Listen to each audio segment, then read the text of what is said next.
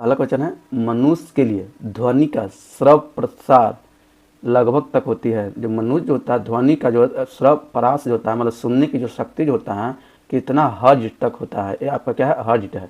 तो कितना हर्ज तक होता है आपका 10 से जो होता है कितना हर्ज, 40 से जो होता है कि 40,000 हर्ज, 30 से जो होता है कि 30,000 हर्ज, और 20 से 20,000 हर्ज कितना है। तो कहता है कि देखिए ध्वनि प्रसार जो होता है कि 3 प्रकार से होते हैं। कितने होते हैं, 3 होते हैं। एक को बोलते हैं अवश्रव ध्वनि, क्या बोलते हैं, अवश्रव ध्वनि, क्या कहते हैं, अवश्रव। और दूसरे को बोलते हैं श्रव, बोलते हैं, क्या बोलते हैं, श्रव, जो अभी पूछा हुआ है। और तीसरे को बोलते हैं पराश्रव, क्या होता है, पराश्रव ध्वनि। और ये 3 ध्वनि है। इन तीनों ध्वनि का अलग अलग जो होता है कि हर्ज होता है। तो कहता है कि जब 20 हर्ज से अगर जो होता है कम होता है तो वो जो होता है अवश्रव ध्वनि के अंतर्गत आता है। किसमें आता है, 20 हर्ज से कम रहेगा तब। और श्रव ध्वनि कहता है कि 20 हर्ज से